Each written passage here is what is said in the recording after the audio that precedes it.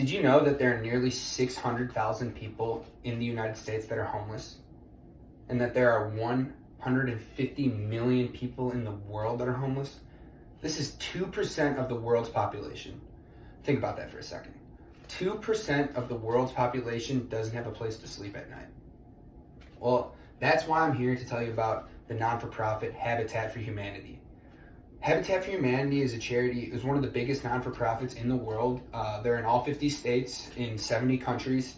And what they do is provide workers, resources, food for people in communities that are struggling in really poverty-stricken areas. And what they do is build homes for people in a specific community. And not only build homes, they also assist with mortgage payments and things like that.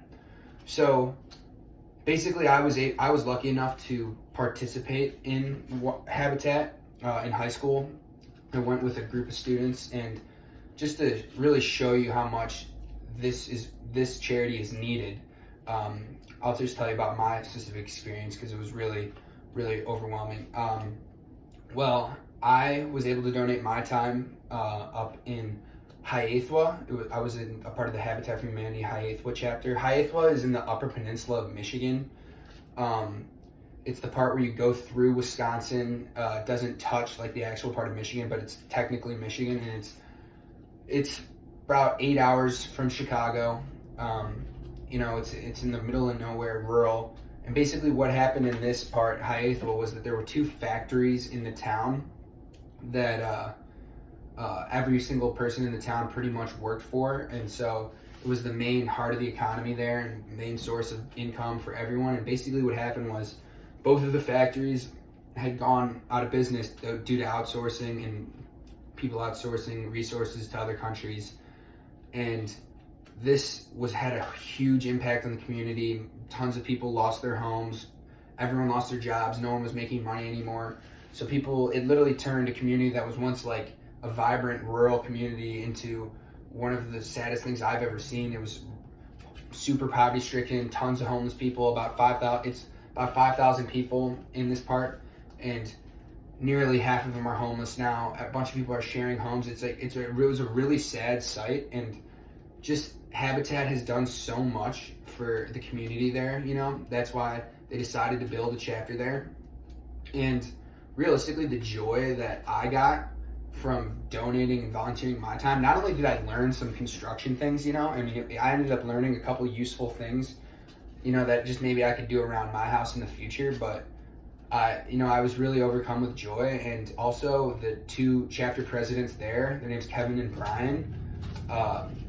Those guys literally, it seems like they live every single day to the fullest. They love life. They love what they're doing. They're really the heart and soul of the community there, They're the rock, because people sort of rely on Habitat so much. That's where they get furniture, their food, they get so much from Habitat that people, that they really are like saints and saviors up there. So Brian and Kevin, they love what they do. They love everything. So it's really a lot of satisfaction that they get themselves from the charity, So I just sort of want you to picture this, okay? So picture it wintertime, right?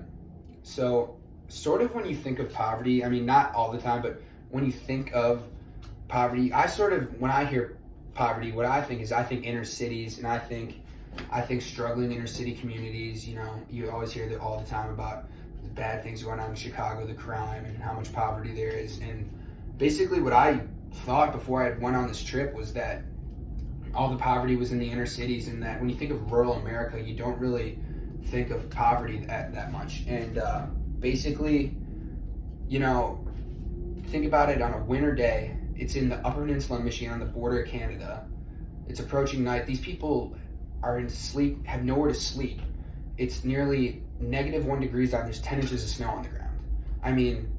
It's crazy. You can't even picture that. And so that's the image I want to put in your mind, just because it's just such a crazy thought to think, because you don't really think rural when you're thinking poverty. So I just really wanted to leave you with that image. And sort of now to the end of my speech, what your small donation can do, it really goes a long way, because it not only provides workers, resources, there's restores. So basically all things that they find in these houses that they work on, they end up going into restores and for resale. So it's sort of recycling in a sense. Your donation keeps on going and keeps on going. It's recycling.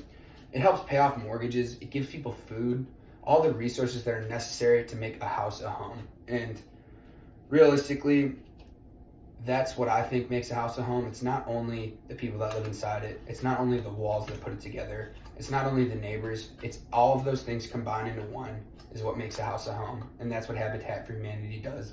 It makes houses homes.